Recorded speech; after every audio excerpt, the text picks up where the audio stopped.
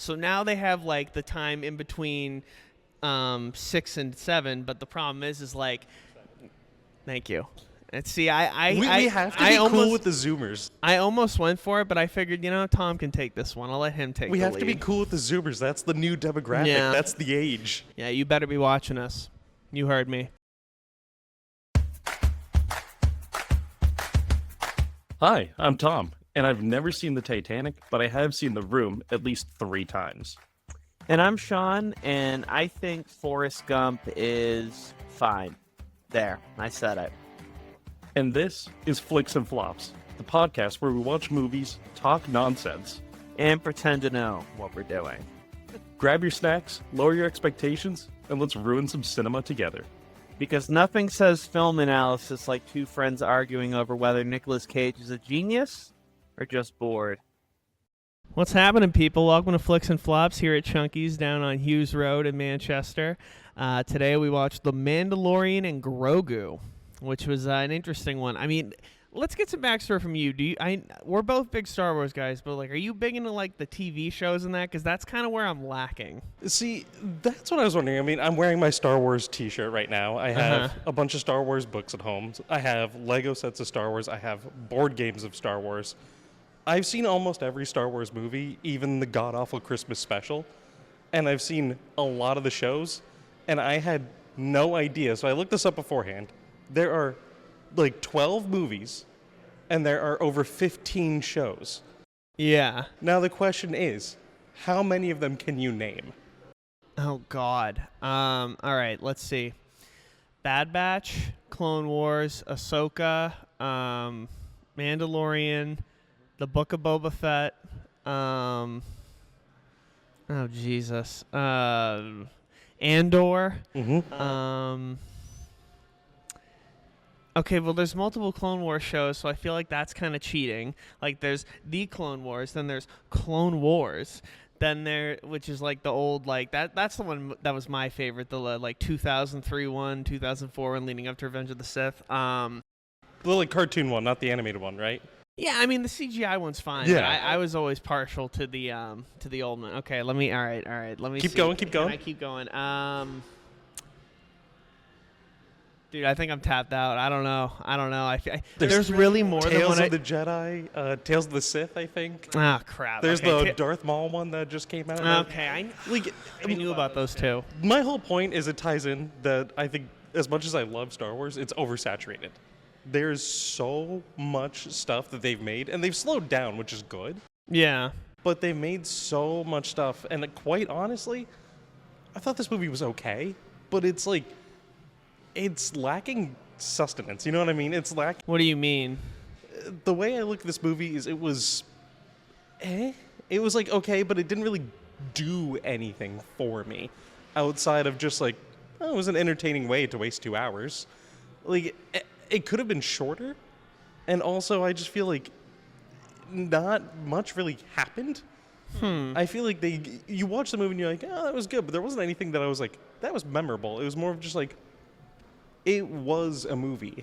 So the one thing I looked up looking into it, because me personally, I haven't watched all the live action shows. I mean, even some of the animated shows I'm not fully caught up on, but I know the Dave Filoni verse, I know that's a big thing. And his self-insert with that bounty hunter. With him as he's done that in all of them. It wasn't... Anytime there's a character with a hat, it's him. Him doing that isn't as corny as some other directors. I'm not really bothered by it just because, the dude's not Feige, but there's another beloved. I'm trying to think. There's someone I'm thinking. He's just, you can tell he gives a shit about he loves Star Wars. Yeah. So I'm not gonna get mad at his self inserts because they're not self-serving.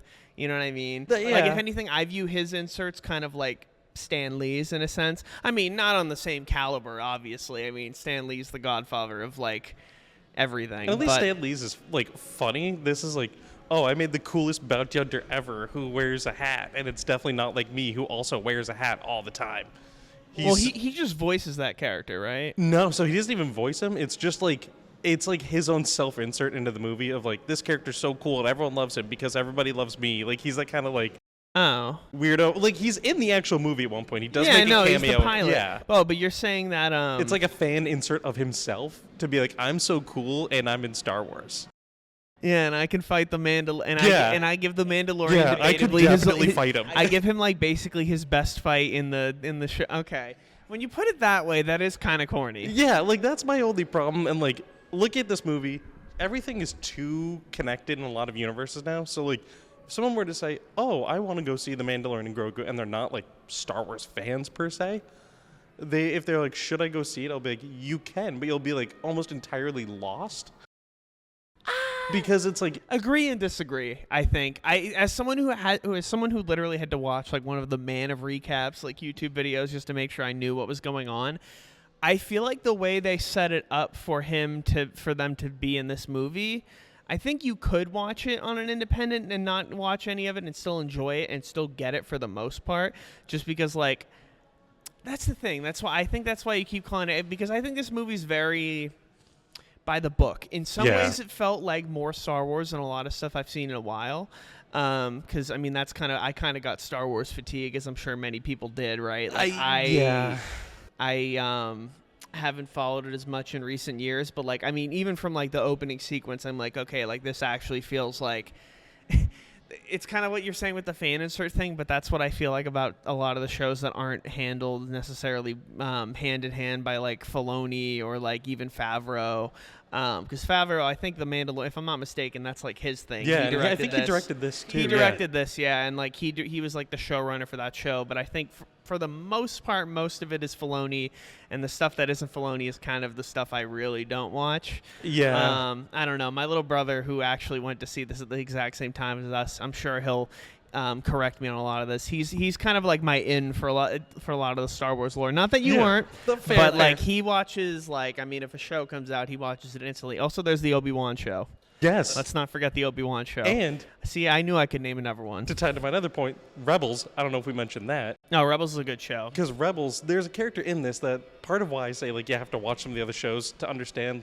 The character Zeb is from Rebels. Yeah. So like, but I guess apparently he's in. I don't know. Maybe he's in. I don't know. He was in like one of the later episodes of The Mandalorian because I think it was just to tie into the movie. Well, because I think how they all set it up is that like they closed the arc with like Gus from Breaking Bad, like Giancarlo Esposito's like Moff Gideon. I would prefer to avoid any further violence and encourage a moment of consideration. They close that storyline, and then it's like, okay, I can either go be a Jedi or we can go work for the Republic. Let's go work for the Republic. Well, and if he goes to be a Jedi, you can't market. Well, that could be a new line of toys they could market. Because the guy with the gray hair who was in the fighter pilot at the end, he's the one who like I think using Kim's Convenience too. By Kim's Convenience. I love that I know that. That's what I know him from. I know. I was like, oh shit. I literally know him from Kim's Convenience, but he's like they're into the Republic in the show apparently. Yeah. So I guess circling back, we kind of went on a lot of tangents there.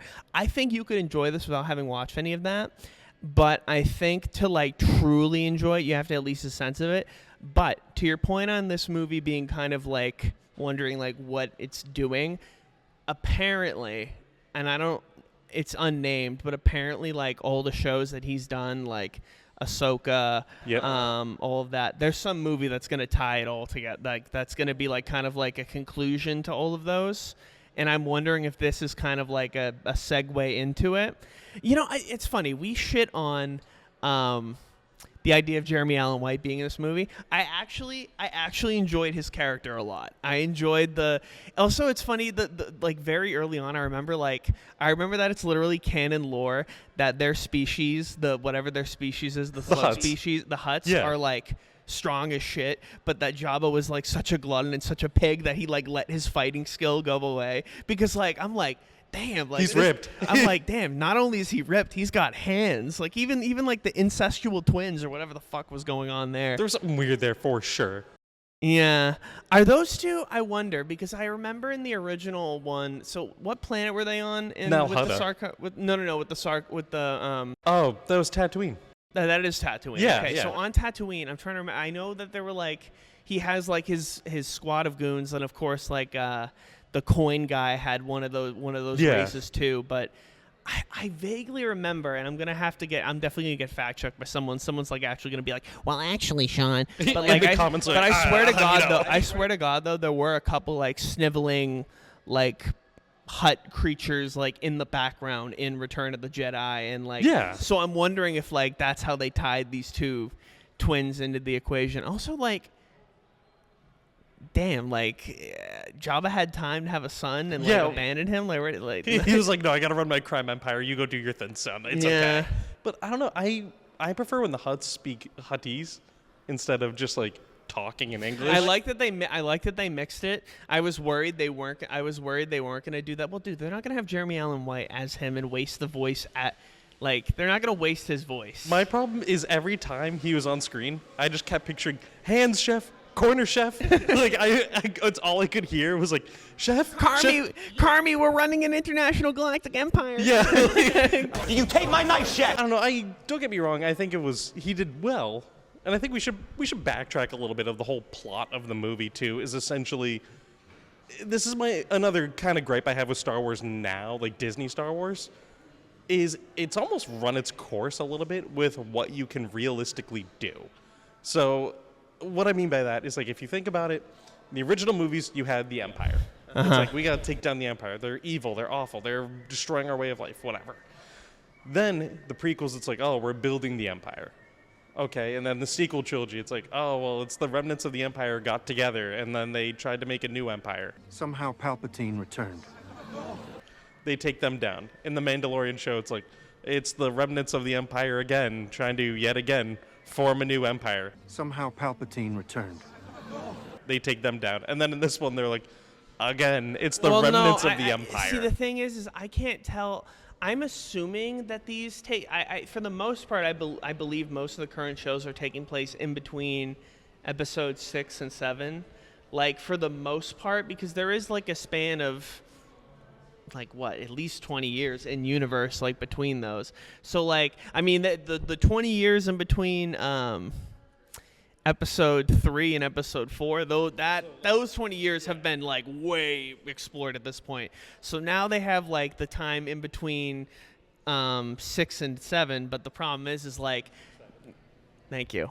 And see, we have to be cool with the Zoomers. I almost went for it, but I figured, Tom can take this one. I'll let him take We the have to be lead. cool with the Zoomers. That's the new demographic. Yeah. That's the age. Yeah, you better be watching us. You heard me.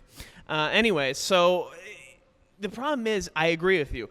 We're going to run out of this intermediary point of like the 20 years between this and this, and then we're going to have to like tackle the virtual unknown that The is High Republic. That is after episode 9, because what do you do after episode 9? Well, they haven't tackled like any of the stuff of the High Republic era, which is really cool. Like even before the prequels, it's like I think hundreds, if not thousands, of years before Darth Vader. you mean at this point we're gonna have to go before the series? I mean, Yeah. And that you pretty much have an endless. So that's the thing. We're running out of. I know what you mean. We're at a point where we've explored like this period of, I don't know, 60 odd years of history, because you have the first, you have episode 1 through 3, then you have 4 through 6, Yep. and then you have 7 through 9, and I think there's like literally 20 years between all of them. So we're basically exploring like 60 years, but then like, dude, we're in like an I almost said international. We're in an intergalactic. We're in an intergalactic universe. Like, there's a lot to explore there. I mean, plus like, I'm sure that's what I think. That's why I think they're doing these Tales of the Jedi and Tales of the Sith show, because I think, from my understanding, they are exploring like some. They're going like way back in those, because I mean, there's like ancient Sith, there's ancient Jedi. Yeah. I mean, It's got some cool stuff to it, but like, but I get what you're saying. I'm like, okay, at a certain point, you're gonna run out of rope here. yeah. Like, And I feel like another gripe I have with like Disney Star Wars is they're afraid to move forward. You know what I mean? They're afraid to try and branch out and do something new and different. Mm-hmm. And I think a big part of that, quite honestly, very cynical and very like capitalist way of looking at it and consumerism way of looking at it, is they're making movies not for the art of movies and not for the love of movies, but to market new toys. So it's like, they're like, oh, Mandalorian and Grogu movies, so we could sell more toys. We already have Grogu toy, but a Grogu putting on a shield over his tiny little chest. New toy. Oh, look at this. We got Nada the Hutt, whatever his name is. New toy. Rod of the Hutt. Rod of the Hutt, new toy. Like, everything feels like they're just setting up to sell a new line of toys rather than make a movie for the love of the movie. Like, And I I don't could be me dis- just I being don't- cynical. I don't disagree. That's definitely part of it. It doesn't feel that soulless to me, but maybe I'm being too optimistic. I don't know. I just might be jaded. I'm not saying you're wrong, because obviously that is part of the equation, but I feel like there's enough passion in here for me to say this movie isn't like a sellout per se. Because I mean, when you first saw the trailer here at Chunky's on Hughes Road in Manchester, Our favorite place to see, favorite place to see movies. Yeah, One day I'll learn to talk. It's what we do, but I'll it's figure all it right. out. Yeah, we'll figure it out. But when we first saw the trailer, I literally was like, what the fuck? Like, what's the point of this? Yeah, I Like, mean, I remember her reaction to that. I was like, I think I turned over to you and I was like, what the fuck are we doing? like what is this? Like, what's the point? But I don't feel like this movie was pointless. Well, granted, the way that it ends, you're kind of like, okay, they get to keep going on adventures, but like, at what point does it? I don't know. It's like, also they keep hinting that like Mando's gonna die in this, which like obviously you know he's not. Yeah. But like I'm like, what, so that's why I'm curious about what this like movie that's supposed to tie all these Filoni and Favreau series together is. Filoniverse. Yeah, because like, I mean, it's kind of like in Rogue One. When you're watching Rogue One, you're like, this is That's another one we forgot to name. well, that's a movie. Yeah, so, like, but it that's counts in like the movies. yeah, but like you're watching that and you're like, this is incredible. These characters are amazing. I wish they could follow them forever. But they have to die for episode 4 to play out how it does. Yeah. And so I'm wondering when. But the thing is that the way, to my understanding, and once again, you can actually, Sean, me in the comments or back in 1962 or DMs, like whatever you want. But from my understanding is that in the 3rd season of Mandalorian, they were kind of like working towards there was a subplot with this scientist that like basically sets up the way the technology to make Snoke in the first place. Yeah. So the thing is like there's no as far as from my understanding, I don't remember exactly how when Han Solo gets attacked and like whatever hideout they have in the dark woods or whatever, like Ben and all them, does that attack happen in the events of you know what I'm talking about, where they attack like whatever temple Luke was running in the yeah. because here, what I'm trying to get at is that with like the 20 years preceding episodes 4 through 6, you know that like bad shit's like the Death Star is like the inevitable, like, okay, we're gonna have to lead to this point. But I'm having a hard time thinking of like there isn't a moment like that at the very start of episode 6, episode 7, that like I'm just wondering how they're gonna like close these loops, because I mean, that's the thing about biting more you can chew with an extended universe. We see these characters, we know their stories, but then it's like, how did they fit into the movies? I didn't see them in the movies. And I feel like that's kind of where you're going with this. Like, I feel like the way I look at this movie is, you remember like Saturday morning cartoons? It felt like that, which is not a terrible thing. Don't get me wrong, they're great. But I think like that vibe, and sometimes it's good to have movies where it's like, it's just a fun movie. Like this movie is fun. it's so fun. Like, oh my God. My problem is looking at it, it just felt like a very extended episode. It feels of like 2 Mando. episodes. In my mind, it felt like it feels like the first step. Well, because it's 2 hours. It's basically 2 hours exactly, and it like, which I mean, I'm sure the episodes were like probably 50 something minutes, and like. It first cleanly closes with them having like captured coin and like being like, like I'm gonna take a break from this. And Rada's like, oh, okay, I'm going away. See you later. Yeah, and then they go back to the planet, and it's like, you thought. It felt like it should have honestly just been 2 kind of like specials instead of 1 movie, because it felt like they mashed 2 things in together to be like, this equals the runtime of a movie. Would you look at that? I Ticket mean, sales. Like, once again, yes and no. I'm very conflicted because, like, I could go that jaded route, but at the same time, it's like, it could have been so tackier, so hokier. Yeah. Like, I mean, in my mind, like, one of the hokier ones is, even though I love the scene where Darth Maul finally shows up and recruits what's her name, but the Solo movie. Oh, like that, yeah. that just feels like a movie like that is like, okay, we're trying to capture what we have from Star Wars. This is like an imitation of it. Here you go. Whereas this, like, That's what it feels like Star Wars. Yeah, and they they didn't try But and granted, I mean, what Star Wars actually feels like in this Disney era is very undefined, to say the least. I like that they didn't try and like ham fist things in, like you said in the Solo one where it's like, oh, or who are you with? And he's like, no one, and they're like, Solo. That's how he got his name. Like they didn't do any of that in this, which I thought was No. kind of nice to not be like Ugh. shove things down your throat. Like they're not like, hey, were you curious about this? It's like this useless item, and you're like, no, and they're like, okay, well here's a whole backstory to it. Like, Yeah, I literally. do appreciate that.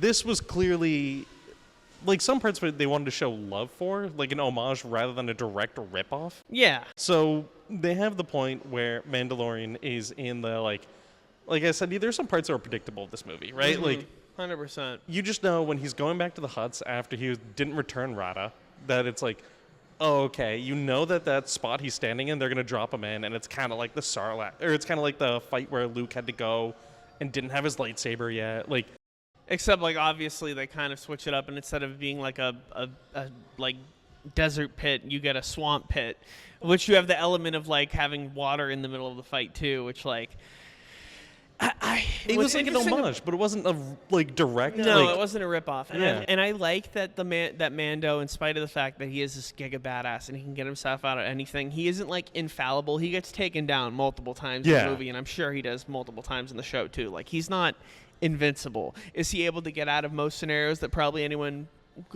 else could never do? I mean, yeah, it's his show, man. Yeah. What the fuck do you Like, expect? Like, I think one thing that kind of grinds my gears when it comes to a lot of this okay. is if you look at it, the way they do a lot of this is like they're afraid to let characters die. Like important characters die in Disney stuff, Disney Star Wars stuff. So Did they own, by the time 7 through 9 come out, did they own it yet? they did. Because I was going to say, I think you know exactly what I'm thinking Well, of here. because I mean, they finally killed off Luke. Like, I think they killed him off, but that was more probably because Mark Hamill just didn't want to do it anymore. I remember. I don't know if that's fully true because from my understanding, he doesn't want to do Luke anymore. That's Yeah. for sure. I mean, for Christ's sakes, he's literally gone on the record how many times being like, yeah, this character literally like, what do you call it, typecasted me forever, and I had to basically Yeah. revive my career through voice acting. Yeah. And of course now he's back on the screen like as himself, but like, dude, it literally took him being like an old man to like get to that point. So not for nothing, I don't blame him for wanting to retire the character. Yeah. But from my understanding though, he voices some like the predecessor of the Sith, like Darth Bane or something in like one of the Interesting. animated shows. So I don't know if he's fully out of the mix. What character were you thinking of? I think it's so in episode 7. I think it is when they put Chewbacca like a prisoner plane, and Rey's like, "No," and she shot. I know- She I like know blows where- it up, and I know you're where like, you're "Oh going my with god, they this. killed Chewbacca. That's crazy." And then they just did like a bait and switch where they're like, "No, he wasn't in that one." Because like all your characters that you love won't die, except for like Han Solo. But also, again, Well, no, he didn't want to do it either. He wanted out, Well, they've killed Han Solo. but he wanted out. And he's old. Leia's out because she literally passed away. Yeah. And so they managed to get rid of Luke. They managed to get rid of Luke, Leia, and Han. But at the same time, it's like, okay, how are we going to deal with creating kind of this new? I really think they kind of wrote themselves into a bind in episode 9 because like. I don't even really remember what they kind of set it up. I mean, you got Rey alive still. You got the other dude who became force sensitive. The guy who was I don't even remember his name. Finn. Yeah, Finn. Finn's alive. Like, I mean, Ben dies at the end of Spoiler. Of episode 9. So they're in this weird spot basically, and this is kind of like where my cynical part of it comes in. They're in this spot where going beyond the timeline in episode 9 is going to be like kind of unexplored territory / like, do you even really have enough compelling characters to keep that going? Versus like, okay, we stick in these like intermediary times, but you know, the elephant in the room is constantly, okay, why are we not going back in the timeline of the main trilogy. So I don't know. I mean, this movie's a popcorn movie. Like, let's call it a spade Yeah. a spade. Like, I mean, there's depth to it. I mean, there was one point, like, I'm not gonna lie, I got a little emotional with the little guy. I heard you crying. I didn't cry, you fuck. I no way you heard that, but I did. I heard you, and you looked over me and you said, I'm crying. Oh yeah, I totally said that. The guy whose medication wouldn't even let him cry if he tried. Shout out to anti-anxiety meds. But like, I guess like, I mean, the movie could pull and tug. It wasn't soulless. No, but it it had wasn't some like, but heart. it wasn't deep. But at the same time, like, I'm okay with that. It's weird because Project Hail Mary was a breath of fresh air. Yes. And like that, and it was fun. This is like, it's not a breath of fresh air, but it's like it's like comfortable recycled air conditioner air. Yeah. It's not like it's not like we're huffing farts in this bitch. Like, Like, you know, you're I'm familiar not with it. smelling Yeah. like the same recycled stuff. Like, there's enough life to it to where like it can stand on its own 2 feet. Yeah. But not enough to where I'm like, you know, I mean, you might resuscitate me with the air from this movie, but like I might, you know, I might not wake up either, you know. It's like comfort food, you know? It's like, it's that same like sandwich you've had or soup you've had a million times, and you know what you're getting when you go into it, but it's like, it's okay. I can always go back just because I know it's going to be good, but it's not going to be great either. It's like kind of like, it's okay.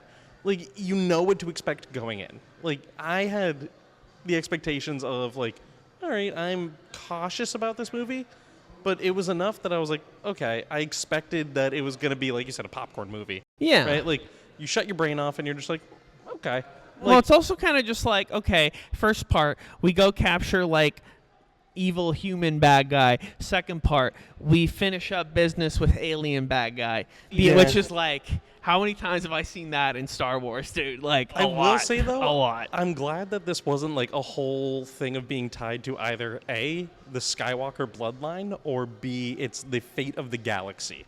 Sometimes it's nice to have something where it's just like self-contained. It's like, yeah, we're dealing with the remnants of the Empire. We probably always are going to be.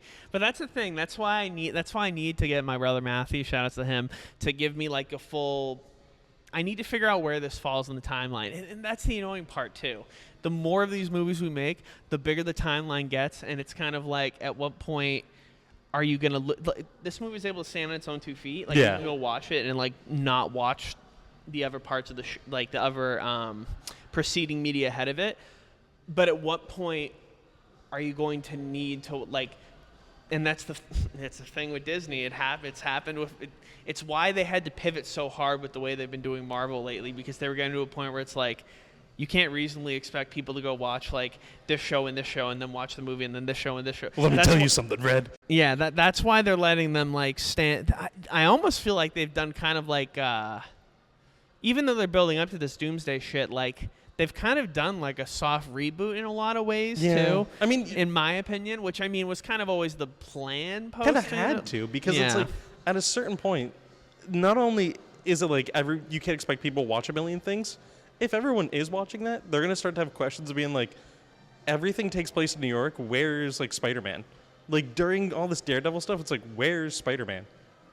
And they're like, don't worry about it. Don't worry about it. Don't worry about it. He's not there. You'll find out in Spider-Man: Brand New Day. Yeah, and it's like, oh, okay, like this does have a little bit of that. Like I was thinking about it before the movie started, that it's like we kind of talked about at the beginning. It's like, oh, to kind of have a better understanding of this, you would need to watch the Clone Wars anime, like CGI one. Yep. You need to watch probably the Bad Batch then too a little bit. Yeah. And you need to watch Rebels.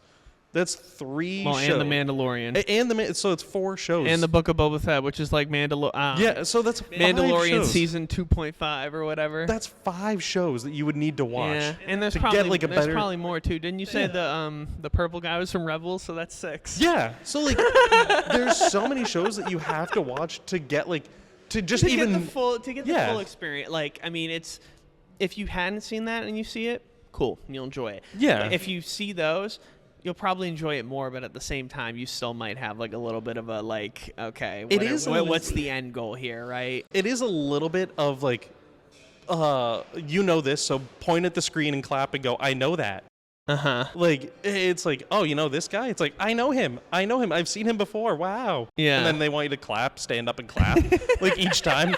Like they do these reveals, like, come on, and then you're like, oh my god, that's Glorbus from like episode 5. Glorbus, man, I had his trading card back in the day. That's Glub shit. I never washed my hand after shaking his hand. No, but like, It's like that's Glub Shadow from 2 minutes into the second episode of the Zeb and Zorbob show. I mean, I kind of thought, to be fair, I kind of thought they were gonna go for one of those moments because with Dave Filoni's self-insert character, I almost said it out loud, but I'm like, Sean, don't sound stupid. I almost said to you, like, dude, is that Cad Bane? But then I was like, no. As much as I was like that. No, doesn't Cad tie Bane's in. his other self-insert character because it's another character that wears a fedora. Well, Cad Bane is like the Dave Filoni 'cause insert character. Talks like this, and he's real cool. And it's like, it's just a whole nother thing. I mean, it's literally if you've turned like 30-year-old Clint Eastwood into a Star Wars character. Yeah, like basically, or John Wayne. He's like, and he's really cool. He's really, really cool, guys. Trust me.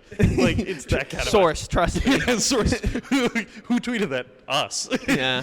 I also like. Okay, another side plot. I feel like they go very back and forth on how powerful Grogu is actually supposed to be. Yeah, I feel like they can't define it. I'm sure it like hurts him to use his powers, and I mean, at least I feel like that happened in the show. But like in this, like I know he's struggling all the time, but like here's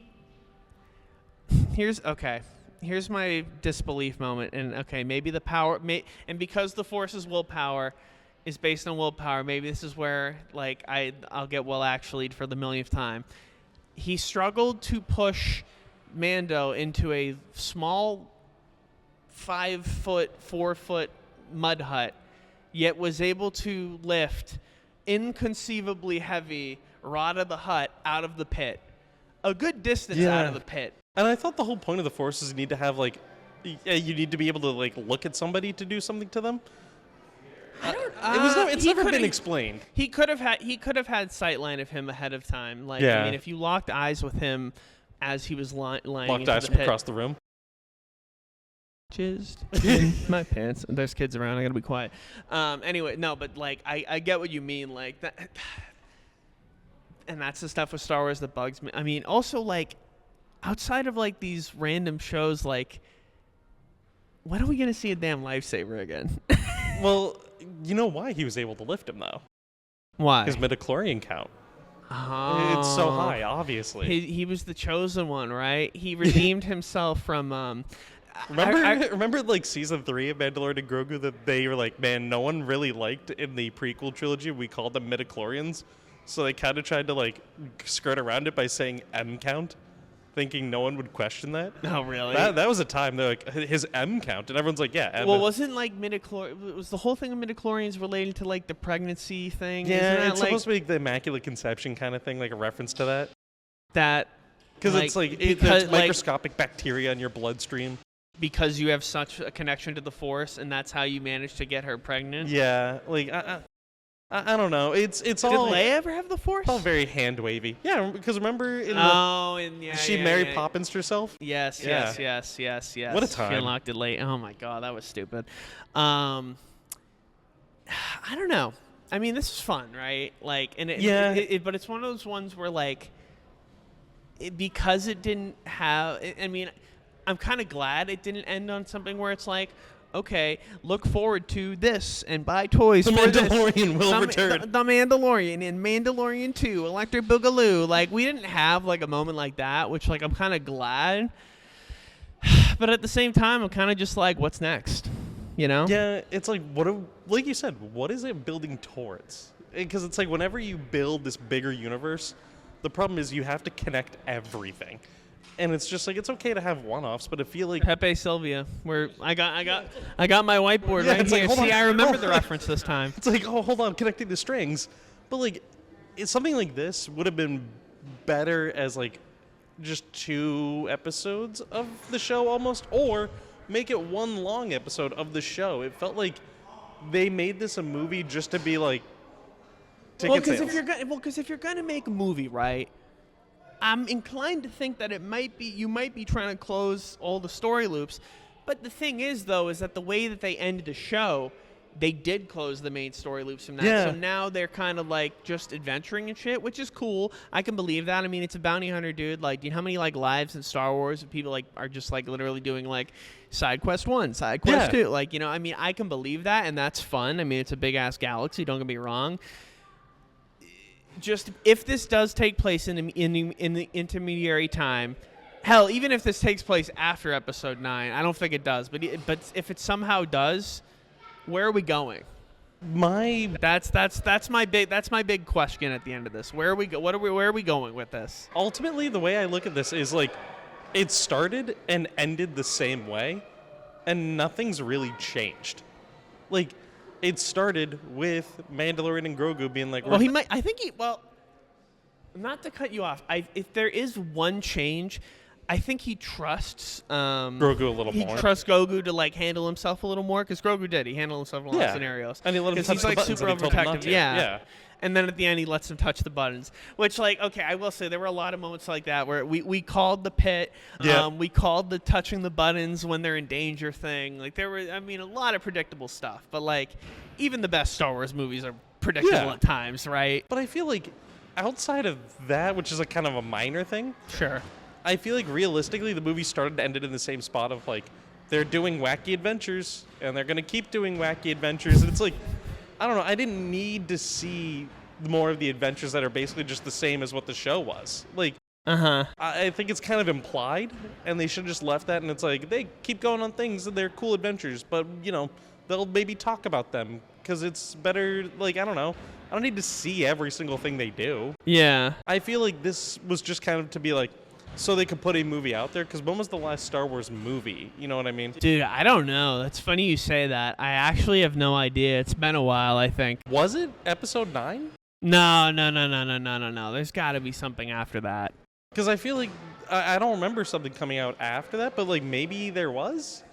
I don't know. We'll have to. But if We'll have to fact check ourselves. it'll just be on the screen editing, regardless, we'll figure it out. Yeah, it'll be like Sean and Tom Brady. There were actually 4 Star Wars movies that you didn't see, and shame on you. We're gonna be, castrate you with lightsabers now. Like, You know, we'll fix it in post.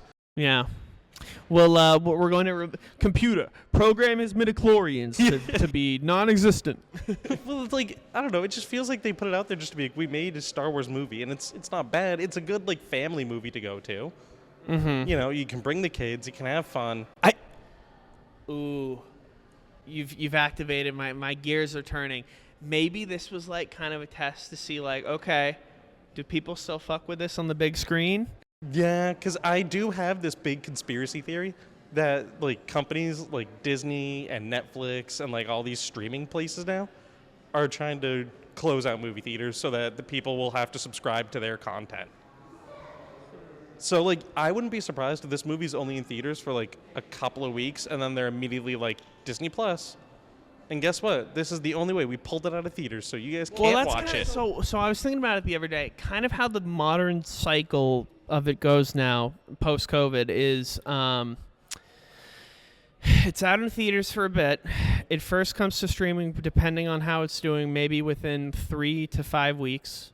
But the initial few weeks of it being on streaming, you can only like purchase it, and the price is fucking more expensive than a ticket. Yeah. Which is kind of where I think in a way they want more subscribers and want to kind of ice the theaters out, but at the same time I think they know that they're a reliable tool too, because like, why would they make the movie? Well, I guess it's kind of like, okay, you could pay 20-something bucks to see this movie, like, you know, for convenience, or you can go in the convenience of your own home and rent it for like 3 days, or, you know, you can spend $10 and go and watch it whenever you want, or you spend $10 to see it. And then after that like 3 to 4 week period of it being in that mode, that's when it go, or however long, sometimes we've seen it longer. Yep. Then it goes to quote unquote free to watch on the streaming platform. So that's kind of like we'll have to follow how it happens with this one, because I mean, we just watched Send Help, and Send Help was kind of like I think it literally followed that same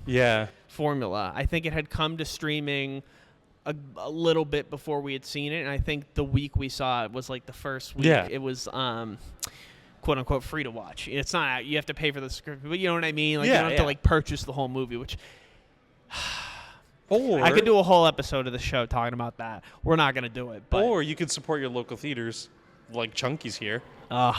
See, see, tying it all I together. knew you learned how to speak. Yeah, see, tying it all together. Congratulations. Look at that. Wow. But yeah, I mean, at the end of the day, I think we've gone way past the Mandalorian and Grogu, and I really hope you enjoyed our our conspiracies, our thoughts. I'm sure there'll be more episodes down the road where we kind of just talk about our thoughts in the industry. I mean, it doesn't hurt that we both, studied the blade, so to speak, going to school for it. So I mean, it kind of I have the power of God and anime on my side. yeah, no, I will bummy blast you. Anyways, but yeah, I don't know. I'm just interested to see how this summer movie goes, because this is, I mean, we're in mid to late May. Yep. We have A lot of stuff coming up. Supergirl coming up. Supergirl. I heard Obsession's actually really good too. Yeah. Oh my God. And that you know movie. that's the guy from Whitest Kids You Know. Oh, he did that too. Yeah, Well, he's the guy who did he did Weapons, or the two guys from that. I think there's two. Okay. Because there's the You guy. should know this. Well, because the guy who did Weapons is now doing Trevor Kreger. He's like one of the main guys from it. He did Weapons and he did this other one, but now he's doing the Resident Evil movie, which I'm like, oh my God, thank God they got this guy doing that. But like it's seeming like to be a pretty decent summer for movies. I mean, there could be a lot of flops too. Let's not forget Mortal Kombat. Yeah. Masters of the Universe, which I kind of dug into that more today, of like kind of where they're going with this one, and like, I don't know, they've swapped a lot of things over. To me, it seems like they're kind of dark towering it. Oh, Like, God. Did you see how they did the Dark Tower for the first time? Where like they're integrating It was it, like awful. where like there's agents of Eternia in Earth or something. Which, like, I mean, I know the whole point of like Adam was like sent away or whatever, but like they didn't really like dwell on Earth too much. Fun fact, actually, if you guys want to watch some like really good nostalgia stuff, watch the most recent animated He-Man stuff from the 2020s. Like, there's like 3 seasons of it. It's actually really fucking good. And Skeletor's voiced by Mark Hamill, so. But I don't know. I mean, to bring it all back together, like, I feel like this movie wasn't bad per No. se. It was a good shut your brain off movie, and there's a time and a place for those kind of movies.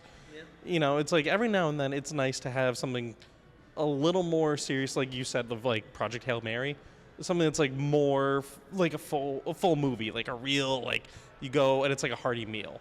Yeah. But it's also nice to have some movies like this where you're like, okay, it was just good.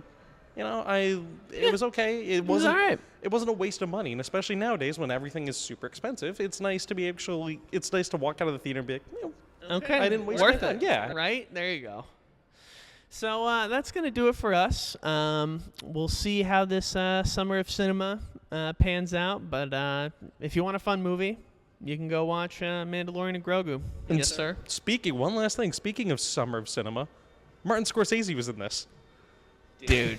which was like the As a mon- strangest thing to As me. a monkey with like 5 arms. It was the most bizarre thing because like remember when he said that like Marvel movies are like amusement park rides, and he was like, Yes. he's like shitting on them, and he's like, man, that's not real cinema. And then he goes over into like a much later Star Wars movie to just be like a random ass side character who's just like, I don't give you information. What do you want? Like, it felt so weird, and I was like, what are you doing now? You just did this for the money? He's kind of leaned to like the quirky, crotchety, like man, like vibe lately. I don't know. Man, how the mighty have fallen. They all do eventually. You either die a hero, live long enough to see yourself become the villain. Oh man, just like Eric Kripke from The Boys, What a shitty finale. the ultimate villain of the show. Yeah, truly. Yeah, hey, at least Mando didn't end being like, "We'll see you next in The Mandalorian, Mexico." Yeah, like or Mandalorian Rising. Like, at God, least they really weren't like butchered setting that. off a million spin-offs. Like, it's just a No, one-off. they didn't set any spin-offs Yeah, off in this. Thank it's just God. a one-off. If they set up even one of them, I'd be pissed. I was fully expecting them to be like, okay, and now Rada's gonna go, and you'll see him in the Rada. Tales of Rada. Rada. All right, well, that's going to do it for us. I have no idea what we're going to see next, but you'll find out. This has been Flicks and Flops. We'll catch you later.